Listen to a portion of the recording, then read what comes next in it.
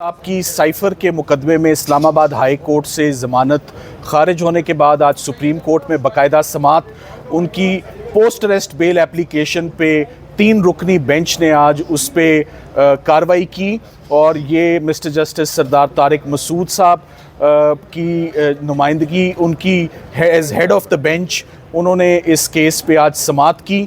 आज काफ़ी तफसीली कार्रवाई हुई। नोटिस स्टेज पर FIR पढ़ी गई, ऑफिशियल सीक्रेट्स एक्ट का कानून पढ़ा गया, जुर्म का इतलाक पढ़ा गया और साथ ही साथ ये देखा गया कि हमारी मेन ग्राउंड्स क्या हैं। जो तमाम आज मेन ग्राउंड्स हमने रेज़ की वो तमाम ग्राउंड्स आज ऑर्डर का हिस्सा बनी हैं कि किन ग्राउंड्स पे इमरान खान साहब ज़मानत के मुस्तहिक हैं और ये मेला फीडे और ये अल्टीरियर मोटिव है। इमरान खान साहब के ख़िलाफ़ जो मुकदमा है वो पॉलिटिकल विक्टिमाइजेशन की एक ऑफ शूट है। फेडरल इन्वेस्टिगेटिंग एजेंसी जिसका काम ही नहीं था इस FIR को रजिस्टर करवाना, ये बेंच ने आज बात नोट की अपने नोटिस में कि ये मिनिस्ट्री ऑफ फॉरेन अफेयर्स का लोकस स्टैंडाई था। ये उनका केस बनता था जिसको मिनिस्ट्री ऑफ इंटीरियर ने ये केस रजिस्टर करवाया। इसमें इतना अरसा ताख़ीर क्यों हुई इस केस को रजिस्टर कराने में? तकरीबन 1 साल की ये बात नोट की गई। ऑफिशियल सीक्रेट्स एक्ट का इतलाक कैसे होता है और ये कैसे डिटरमिन किया जा सकता है इस प्रीमेच्योर स्टेज पर कि इमरान खान साहब का केस या सज़ाए मौत का केस है या उम्र कैद का केस है, जबकि उसी कानून के अंदर एक और कैटेगरी है जुर्म की जिसको बेलेबल ऑफेंस कहा जाता है और 2 साल की या सिर्फ चंद 1 रुपयों के फ़ाइन का ये केस है जिसको हाइप क्रिएट करके उसको गलत एप्लीकेशन लॉ की करके आपके आगे एक केस की हाइप क्रिएट करते हुए गलत उसकी प्रोसिक्यूशन जो है वो की जा रही है। साथ ही साथ आज बेंच ने ये नोट किया कि जो कस्टोडियन है जिसके पास जो प्रिंसिपल सेक्रेटरी थे आज़म खान साहब, उनको उनका बयान रिकॉर्ड किया जाता है। शुरू में वो FIR में मुल्ज़िम गर्दाने जाते हैं और बाद में फेडरल इन्वेस्टिगेटिंग एजेंसी मेला फीडे से उन्हीं को मुल्ज़िम का स्टेटस उनका चेंज करके उनको गवाह बना देती है और उनका 164 का बयान रिकॉर्ड कर देती है। जबकि याद रहे कि आज़म खान साहब अगवा हो गए और वो बहुत दिन तक गायब रहे। उनके घर वालों ने एक FIR रजिस्टर करवाई थी। इस्लामाबाद हाई कोर्ट में हेबियस कॉर्पस की पिटिशन हुई और फिर वो सामने आए, मंजर आम पर आए और सामने आने के बाद वो मुल्ज़िम बन गए। मुल्ज़िम से उनका स्टेटस चेंज होकर गवाह का बन गया इमरान खान साहब के अगेंस्ट। आज जो सबसे ज़्यादा अहम बात हमने बेंच के नॉलेज में लाए वो ये मामला था कि साइफ़र का मामला, एक तो इमरान खान साहब ने कभी उसके कंटेंट्स पब्लिक के साथ शेयर नहीं किए और ये मामला नेशनल सिक्योरिटी कमेटी की मीटिंग में ये मामला रखा गया। 33 दिन तक इमरान खान साहब वज़ीर आज़म रहे, 33 दिन तक ये साइफ़र उनके पास रहा और एक मीटिंग होती है नेशनल सिक्योरिटी कमेटी की, ऑफिशियली डी क्लासीफाई होता है साइफ़र और डी क्लासीफाई होने के बाद ये डी मार्श किया जाता है। डी मार्श का मतलब एक एहतजाज किया जाता है, एक प्रोटेस्ट किया जाता है US एम्बेसी से कि ये अनडिप्लोमेटिक लैंग्वेज इसमें इस्तेमाल हुई है, ऑब्जेक्शनेबल लैंग्वेज इस्तेमाल हुई है और एक प्रोटेस्ट जो है वो लॉन्च किया जाता है जिसको दूसरे वज़ीर आज़म भी जब वो आते हैं तो वो भी उसको अप्रूव करते हैं कि साइफ़र के कंटेंट्स जो हैं वो ऑब्जेक्शनेबल हैं। सो एक ऐसा मामला जो ऑफिशियली डी क्लासीफाई होता है कैबिनेट के आगे, एक ऐसा मामला जो नेशनल सिक्योरिटी कमेटी के आगे रखा जाता है, एक ऐसा मामला जो जिस पे डी मार्च किया जाता है, वो फिर किस तरह एक FIR का हिस्सा बन सकता है? ये तो क्लियरली पाकिस्तान के अंदरूनी मामलात में मदाखलत थी, ना कि साइफ़र केस। और ये ऑफिशियल सीक्रेट एक्ट तो उन लोगों के लिए जो दुश्मन मुल्क के साथ पाकिस्तान का कोई सीक्रेट शेयर करते हैं। तो ऐसी कोई भी चीज़ इस FIR में नहीं है। ये आपके इल्म में ऑलरेडी कि जो जेल ट्रायल हो रहा था, जो बड़ी तेज़ी से ट्रायल हो रहा था, वो कल रुक चुका है।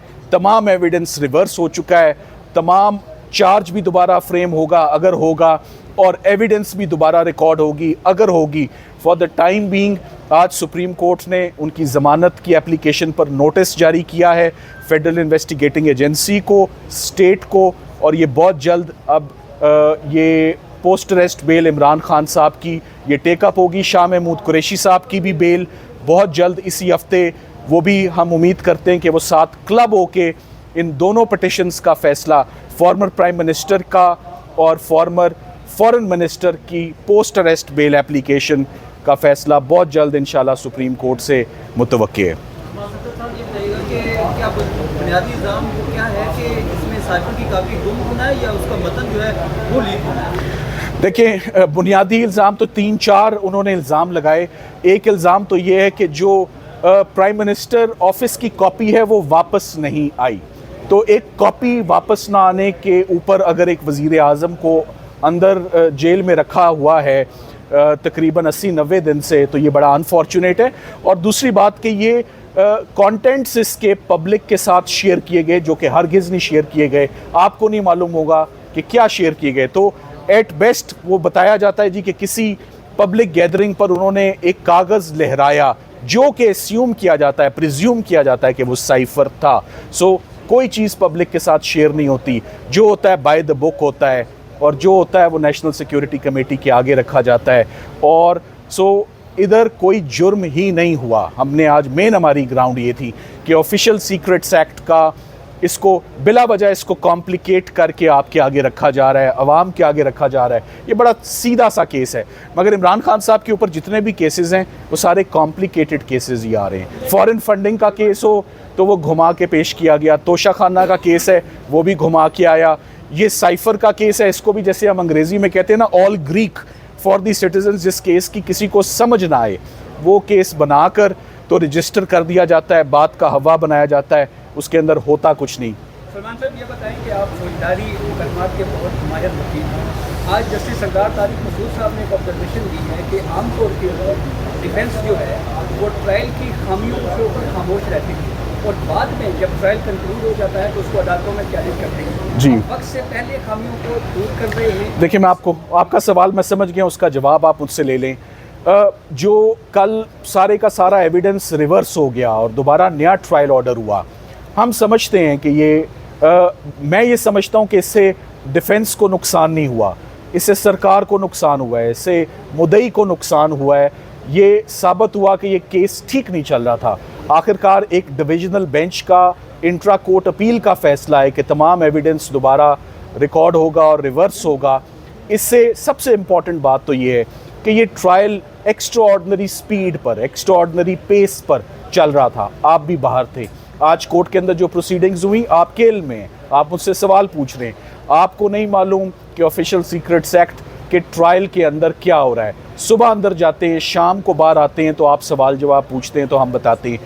क्रिमिनल ट्रायल ओपन होना चाहिए, एविडेंस ओपन रिकॉर्ड होनी चाहिए, कोई हैंडीकैप नहीं होना चाहिए। सो ये फेयर ट्रायल के तकाजे पूरे नहीं कर रहा था ये ट्रायल जेल के अंदर, और उसको हमने दुरुस्त तौर पे उसको चैलेंज किया और दुरुस्त तौर पे ये तमाम प्रोसीडिंग्स, तमाम एविडेंस अब तक कलअदम करार हुई है, unlawful, void and null.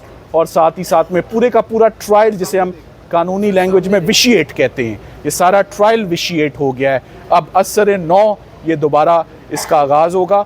So overall तो आपको मालूम है पॉलिटिकल विक्टिमाइजेशन के केसेस हैं, एक के बाद एक वो चल रहे हैं। इसका मकसद कुछ और है, इसका मकसद इमरान खान साहब को अंदर उनकी गिरफ्तारी को जो है तूल देना है ताकि वो जल्द बार वापस ना आ सकें। हम उम्मीद करते हैं, जैसे आज ये पहला केस है पोस्ट अरेस्ट बेल का इमरान खान साहब का, पहला। इससे पहले 30-40 जितने भी केसेस थे वो कबलस गिरफ्तारी उनकी इंटाइटलमेंट हुई प्री अरेस्ट बेल की। ये पहला मुकदमा है पोस्ट अरेस्ट बेल का।